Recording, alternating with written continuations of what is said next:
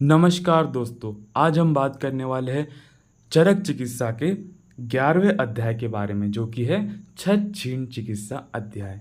तो यहाँ पर एक क्वेश्चन उठता है कि अपन ने अपस्मार पढ़ा, उसके बाद ही इसका वर्णन क्यों आता है।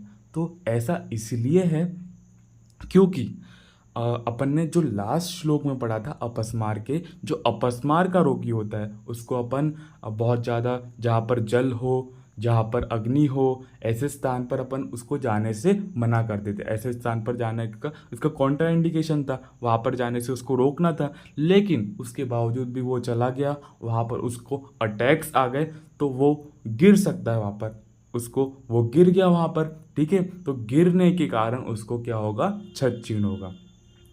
ठीक है, तो इसीलिए उसके बाद ही इसका वर्णन किया गया है। अपस्मार रोगी के अपस्मार रोग के बाद छत छीण चिकित्सा का वर्णन है। ठीक है, तो जो मैंने पिक्चर लगा के रखी है, ये जो बच्चा है इसका छत छीण हो गया एक टाइप से, मतलब कि देखो उसका हृदय और फुफ्फुस प्रदेश देखो कितना छीण लग रहा है, दैट इज इसको छत छीण रोग है। ठीक है, तो इसको और समझने के लिए मैंने आगे इसके निदान लिखे हैं। तो चलिए दोस्तों इसके निदान पढ़ते हैं। इसके निदानों में जो है, चरक चिकित्सा में और बहुत ज़्यादा निदान लिखे हैं, लेकिन मैंने उसमें से कुछ चुनिंदा लिखे हैं जो कि बहुत इंपॉर्टेंट है। तो बेसिकली इसमें क्या कर रहा है जो रोगी, वो अपने बल से, जो उसका जो बल है उससे अधिक कार्य करने की कोशिश कर रहा है, मतलब अपनी लिमिट को एक्सटेंड कर रहा है। तो सबसे पहला निदान क्या है यहाँ पर, ये देखते हैं। वृश्यम हयम वा धावंती, मतलब कि भागते हुए बैल को पकड़ना या फिर उसको रोकना। तो उसके उसके अपोजिट वो फोर्स लगा रहा है, तो उसका बल का क्षय होगा। किसके, रोगी के बल का अगर क्षय हो रहा है, यहाँ पर उसको छत छीण हो सकता है। महानदी वा तरतो, मतलब कि महानदी लिखा है यहाँ पर, मतलब कि एक बहुत, जहाँ पर जो रिवर है वहाँ पर उसका जो फ्लो है, वाटर का फ्लो है वो बहुत ज़्यादा, इसलिए महानदी वर्ड यूज़ किया है। और अगर उसमें वो तैर रहा है तो उसको अपना बहुत ज़्यादा बल लगाना पड़ेगा, बहुत ज़्यादा फोर्स लगाना पड़ेगा उसको अपोज करने के लिए, वाटर को अपोज करने के लिए। तो वहाँ पर भी इसको छत छीण रोग हो सकता है, ये निदान में बताया है। स्त्रीषु च अति प्रसक्तम प्रत्यक्ष्य रूक्षच प्रति अशनन। तो रूक्ष, अल्प और ऐसे भोजन का सेवन करना, मतलब कि वैसे ही वो कम डाइट ले रहा है तो उसका भी छत छीण हो सकता है। ठीक है, तो नूत या फिर नपातुला जो भोजन करते हैं लोग, उनको नपातुला, रूक्ष भोजन, इससे वात का प्रकोप होगा और वात से छत छीण रोग की संप्राप्ति बन सकती है। ठीक है दोस्तों, चरक संहिता में और भी बहुत सारे बताया है, जैसे कि धनुष जो है उसको बार बार, उसकी जो डोरी है उसको लगाना, मतलब कि वो बहुत ज़्यादा बलवान जो धनुष है उसकी डोरी को बार बार लगाना, अपने शरीर के से अधिक भार को डोलना। ठीक है, ऐसे बहुत सारे निदान इसमें बताए हैं। अधिक बलवान पुरुष से लड़ना, ये सब भी है इसमें। ठीक है, लेकिन जो 4-5 जो इम्पोर्टेंट है वो मैंने यहाँ पर बता दिए और लिख दिए हैं। इससे आगे चलते हैं अपन इसके लक्षण में। तो अपन को इसमें क्या लक्षण देखने को, क्या सिम्टम्स देखने को मिलेंगे, ये देखते हैं यहाँ पर। तो यहाँ पर सबसे पहले यहाँ पर लिखा है कास होगा उसको, मतलब कि सर्दी खांसी जिसको अपन बोलते हैं वो होगा कास। उसके साथ साथ जो सबसे इम्पोर्टेंट लक्षण जो यहाँ पर आ जाता है, श्लेष्मा सरक्तस्य। श्लेष्मा मतलब कि जो अपना कफ है उसके साथ साथ खून का निकलना, जिसको बोलते हैं हेमेटिमेसिस।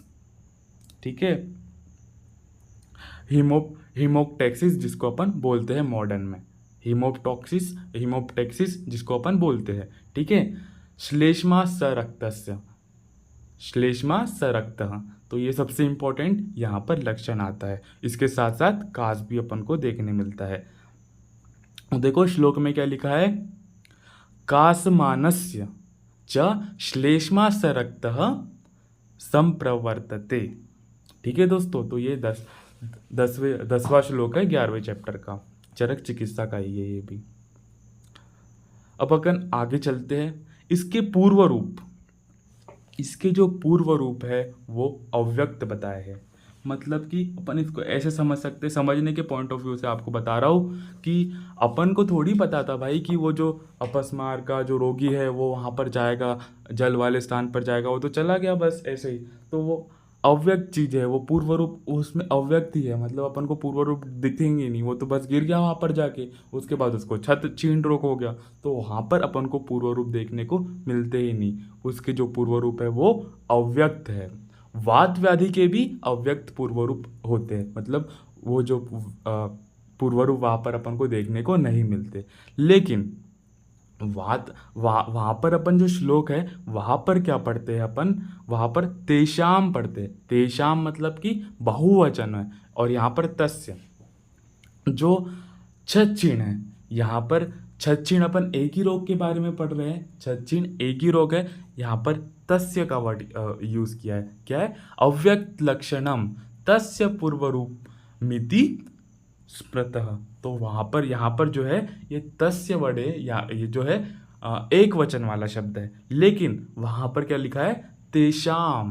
तेषाम बहुवचन, जो वात व्याधि होती है, बहुत सारी व्याधियाँ होती है, मतलब अपन ने 80 उसके वो पढ़े थे, ठीक है। तो तेषाम वहाँ पर वर्ड यूज होता है बहुवचन के लिए। तो देखो वात व्याधि में क्या यूज होता है, अव्यक्तम लक्षण तेषाम पूर्व रूप मिति स्मृतः। तेषाम वर्ड वहाँ पर यूज होता है। इससे आगे बढ़ते हैं अपन। इसके साथ साथ इसमें क्या अपन को देखने मिलेगा, छच्छिण में और क्या लक्षण अपन को देखने को मिलेंगे, ये अपन यहाँ पर देखने वाले हैं। उरोरुख मतलब कि छाती में पीड़ा होना। जो पहली जो मैंने पिक्चर लगा के रखी है वो देखो, वो अपने उरब प्रदेश को ऐसे पकड़ के है और थोड़ा सा रेडिश सा दिख रहा है, दैट मीन्स उसके छाती में पेन हो रहा है, वहाँ पर उसको रुझा हो रही है, उसको वहाँ पर पीड़ा हो रही है। तो उरब प्रदेश में पीड़ा होना, ये सबसे पहला इसका लक्षण बताया गया है। शोणित छर्दी है, शोणित छर्दी है मतलब कि वो जब उल्टी करेगी, जब वो उल्टी करेगी उसके साथ साथ उसका ब्लड भी बाहर आएगा, उसका ब्लड भी बाहर आएगा, जिसको अपन मॉडर्न में हिमोप्टेक्सिस कहते हैं। हिमोप्टेक्सिस नहीं, सॉरी, हिमिटिमेसिस। हिमोप्टेक्सिस किसको कहते हैं, हिमोप्टेक्सिस कहते हैं जब अपने कफ है उसके साथ साथ अगर रक्त आ रहा है तो उसको हिमोप्टेक्सिस कहेंगे। अगर उल्टी के साथ साथ रक्त आ रहा है, ठीक है, अगर उल्टी के साथ साथ रक्त आ रहा है तो उसको क्या कहेंगे, हिमेटेमेसिस, हिमेटेमेसिस, ठीक है दोस्तों। इसके साथ साथ उसको कास रोग होगा। कास मतलब कि उसको सर्दी खांसी भी होगी, कास मतलब कि वो खांसेगा बहुत ज़्यादा। इसके साथ साथ क्या होता है, देख लो, अपन ने जो पहली लाइन है उसकी पिक्चर यहाँ पर लगा के रखे। पहली लाइन के एक बार और रिवाइज कर लेते हैं अपन। उसको क्या क्या हो रहा है, सबसे पहले उसको उरा प्रदेश में वेदना हो रही है, ठीक है, पीड़ा हो रही है वहाँ पर, साथ साथ में शोणित छर्दन कर रहा है, मतलब कि जो उसको उल्टी हो रही है, उसके साथ साथ उसका ब्लड बाहर निकल रहा है, और कास रोग मतलब कि कास उसको हो रहा है, यहाँ पर खांस रहा है वो।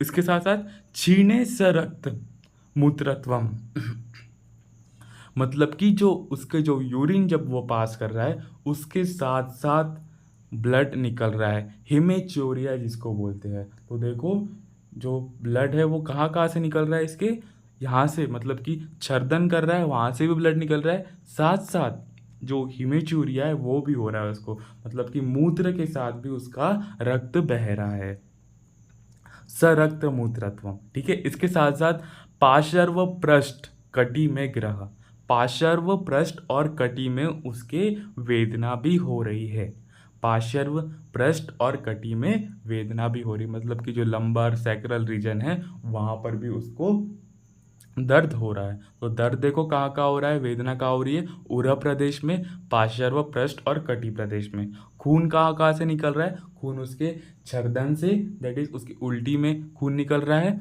और उसके यूरिनेशन जब पास कर रही है तब वो उसके खून निकल रहा है, और उसके साथ साथ अपन को कास भी देखने को मिलेगा इसके रोगी में। इससे आगे बढ़ते हैं अपन इसकी साध्यता असाध्यता में। तो ये बहुत इंपॉर्टेंट क्वेश्चन आ जाता है यहाँ पर जो वर्ड यूज किया है, परिसंवत्सरो याप्य। परिसंवत्सरो याप्य मतलब कि 1 वर्ष से अगर पुराना छछीन रोग हो गया तो वो याप्य हो जाएगा। 1 वर्ष से पुराना छछीन क्या है? याप्य। ऐसे कौन से 3 रोग है जो कि 1 वर्ष पुराने होने पर याप्य हो जाते हैं? तो ये बहुत इंपॉर्टेंट क्वेश्चन है। वात, रक्त, दूषी विष और छछीन, ये अगर 1 वर्ष पुराने हो गए तो ये याप्य हो जाएंगे। वो डायरेक्ट क्वेश्चन पूछ लेगा एग्जामिनर, इसमें से कौन सा रोग है जो 1 वर्ष पुराना होने पर याप्य नहीं होता है? तो ये तीनों ऑप्शन भी रहेंगे, उसके साथ साथ इन तीनों के अलावा जो ऑप्शन रहेगा that will be it's correct answer. ठीक है, तो 3 रोग कौन कौन से हैं जो कि 1 वर्ष पुराना होने पे याप्य हो जाते हैं? वात, रक्त, दूषी विष, इसके साथ साथ छछीन। ठीक है दोस्तों, इससे आगे बढ़ते हैं अपन। इसमें जो बताया है छछीन में चिकित्सीय योग, मतलब अपन उसको क्या क्या मेडिसिन प्रिस्क्राइब करेंगे, अपन क्या क्या अपने ओपीडी में मेडिसिन अपन उसके लिए योग बना के रखेंगे पहले से, वो अपन यहाँ पर पढ़ने वाले हैं। तो सबसे जो इम्पोर्टेंट आ जाता है वो है लाक्षा आदि चीर। लाक्षा आदि चीर जो है उसमें क्या है? लाक्षम पयस्या मधु संयुक्तम, मतलब कि लाक्षा जो है उसको अपन मधु के साथ देंगे। मधु अपन को पता है क्या होती है? संधानीय होती है। मधु क्या होती है? संधान। तो यहाँ पर जो है उसका छीण हुआ है, तो उसका जो चेस्ट रीजन है वहाँ पर उसकी छीण हो गया है, तो अपन वहाँ पर संधान करने की कोशिश करेंगे। जो उसकी अस्थियाँ वगैरह है उसका संधान करने की कोशिश करेंगे वहाँ पर। तो संधान के लिए अपन ने क्या दिया? यहाँ पर अपन मधु का यूज़ कर रहे हैं, काय के साथ? लाक्षा। तो अपन को पता है अपन लाक्षा आदि गुटिका भी यूज़ करते हैं जब अस्थि रोग का जो रोग आदि का, मतलब कि जो लाक्षा की जो गुग्गुल है, लाक्षा आदि जो गुग्गुल अपन जो यूज़ करते हैं वो काय में यूज़ करते हैं? अस्थि रोग में यूज़ करते हैं। जो उसका रोग अधिकार क्या है? अस्थि रोग। तो लाक्षा जो है वो बेसिकली संधान करने के काम आती है लाक्षा। उसके साथ साथ मधु भी मिला दे रहे तो वो और ज़्यादा उसकी जो इफ़िशियंसी है वो बढ़ा देगी। तो लाक्षा के साथ साथ अपन मधु का यूज़ कर रहे हैं यहाँ पर। इसके अपन आगे बढ़ते हैं। एक युक्त तो ये हो गया लाक्षा आदि चीर। इसके साथ साथ एला आदि गुटिका। तो एला आदि गुटिका भी बहुत इम्पॉर्टेंट है। एला आदि गुटिका अगर कोई दुर्बल रोगी आ रहा है अपने पास तो उसमें भी बहुत अच्छी काम करेगी। यहाँ पर भी बहुत अच्छा इसका इफेक्ट देखने को मिलेगा छछीन के रोगी में। तो एला आदि गुटिका में क्या इंपॉर्टेंट है? यहाँ पे इसके कंटेंट्स इंपॉर्टेंट है, अपन कौन सी कितनी मात्रा में अपन मिला रहे हैं। तो सबसे पहले देखो, छोटी इलायची का दाना, तेज पत्र और दालचीनी, ये आधा आधा कर्श मिलानी है। क्या क्या? देखो, जो मैंने जो पिक्चर्स लगा के रखी है यहाँ पर, इन पिक्चर्स को अपन को आधा आधा कर्श मिलाना है। छोटी इलायची, तेज पत्र और दालचीनी, इनको आधा आधा कर्श अपन को मिलाना है। इसके साथ साथ पीपर को आधा पल मिलाना है। पीपर जो है दैट इज पिप्पली, जो रेडी पिप्पली होती है उसको अपन को आधा पल मिलाना है। ये आधा पल मिल गई, ठीक है। इसके साथ साथ मिश्री, मुलेठी, खजूर, इनके जो बीज है, मिश्री तो अपन को पता है, ठीक है, मुलेठी भी पता है और खजूर भी पता है, उसको अपन को और मनुक्के को एक एक पल मिलाना है। तो देखो, मिश्री, मुलेठी और खजूर, दाक्षा खजूर, ठीक है, इसको अपन को एक एक पल प्रत्येक को मिलाना है। मिश्री, मुलेठी और खजूर, ठीक है। सबसे पहले एक बार और कंटेंट्स को रिवाइज कर लेते हैं क्योंकि इसके कंटेंट्स बहुत इंपॉर्टेंट है। तो देखो, जो आधा कर्श मिलाना है वो क्या क्या है? आधा कर्श में अपन को इलायची, छोटी इलायची, ठीक है, तेज पत्र और दालचीनी मिलानी है। आधा पल क्या मिलाना है? आधा पल अपन को मिलाना है पिप्पली, ठीक है, पीपर, पिप्पली जिसको अपन बोलते हैं, वो आधा पल मिलानी है। इसके आगे जो मिश्री, मुलेठी और खजूर है, मिश्री, मुलेठी और खजूर, उसको अपन को एक एक पल मिलाना है।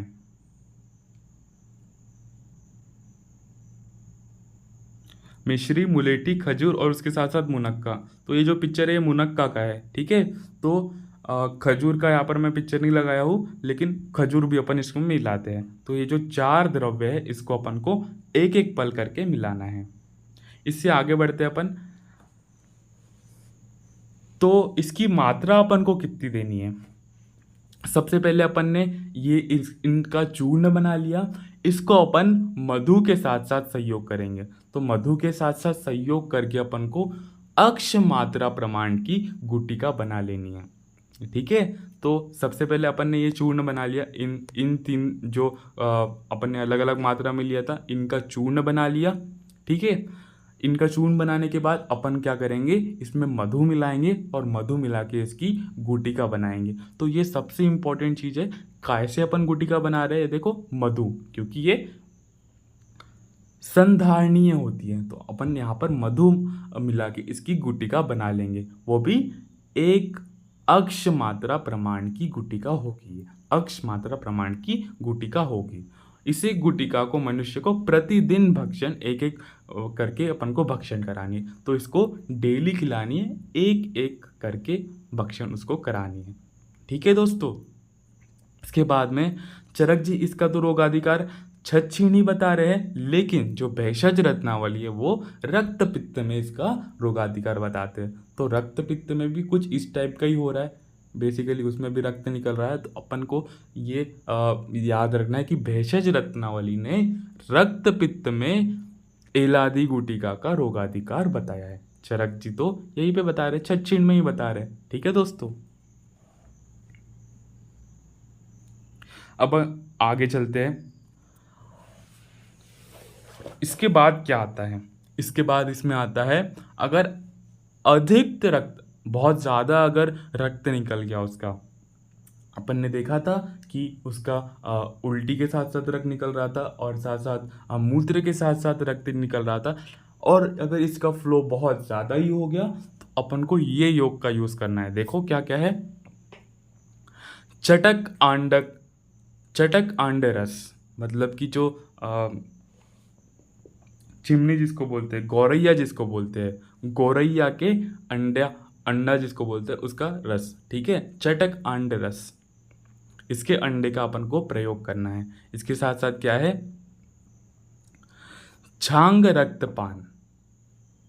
छांग रक्तपान, तो जो मुर्गे के अंडे हैं उसको भी अपन को यूज करना है। इसके साथ साथ जांगल रक्त को पान करना है यूष और जल के साथ।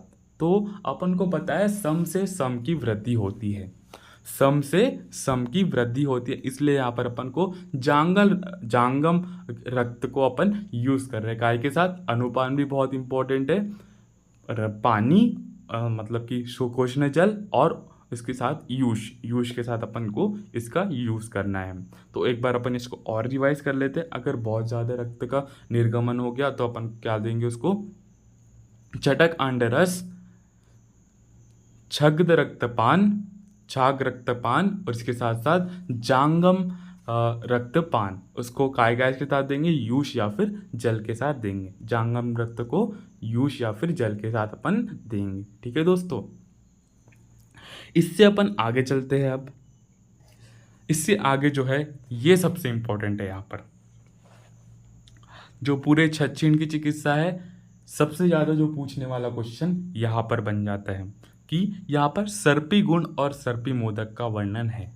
सर्पी गुण और सर्पी मोदक का वर्णन काय की चिकित्सा में आता है, तो ये बहुत इंपॉर्टेंट है। सर्पी गुण और सर्पी मोदक का वर्णन छछीण की चिकित्सा में आता है, ठीक है दोस्तों। लेकिन यहाँ पर कितने सर्पी गुण है और कितने सर्पी मोदक है, तो यहाँ पर जो है वो 4 सर्पी गुण है और 1 सर्पी मोदक है। तो अगर आप स्लाइड को देख रहे हैं तो आपको वैसे ही याद हो जाएगा। देखो आपकी जो इमेज बन जाएगी आपके ब्रेन में कि 4 गुण है, 4 गुण की इमेजेस लगा के रखिए। और मोदक जो है, जो अपन गणेश जी में खाते हैं, गणेश जी का जब सीजन आता है, जब गणेश जी वगैरह बैठते हैं, तब अपन 1 मोदक एक मोदक डेली खाएंगे, ठीक है। तो एक मोदक की पिक्चर मैंने यहाँ पे लगा के रखी। सर्पी मतलब घृत, घृत से आपको सर्पी मान के चलना है। तो सर्पी मोदक कितने हैं, एक है सर्पी मोदक। और सर्पी घृत सर्पी गुड़ कितने हैं, तो 4 सर्पी गुड़ है। तो आपको ऐसे याद रखना है, सर्पी गुड़ कितने हैं, 4 सर्पी गुड़ है और 1 सर्पी मोदक है। अब चक्रदत्त के अनुसार सर्पी गुड़ का रोग अधिकार राजक्षमा है। तो देखो जो चक्रदत्त जी क्या मानते हैं, सर्पी गुड़ है उसका जो रोग अधिकार है वो राजक्षमा है, ठीक है दोस्तों। तो ये जो अपन यहाँ पर जो चिकित्सा पढ़ रहे हैं, यहाँ पर जो योग पढ़ रहे हैं, वो डिफरेंट आचार्यों ने डिफरेंट रोग में बताए हैं, ठीक है। तो यहाँ पर जो चक्रदत्त जी है वो सर्पी गुड़ का प्रयोग कहाँ बता रहे, राजक्षमा में। जो अपन ने ये वाला पढ़ा था, यहाँ पर क्या बता रहे थे, भैंसा रत्नावली रक्त पित्त में बता रहे थे, काय की एलादी गुटिका को, ठीक है। अब इसके अलावा और क्या क्या है, सेंधव आदि चूर्ण, सेंधव आदि चूर्ण भी है इसमें, ठीक है। अमृत प्राश घृत, अमृत प्राश घृत का वर्णन कहाँ आता है, तो वर्ण अमृत प्राश घृत भी छत छीण की चिकित्सा में अपन यूज करेंगे।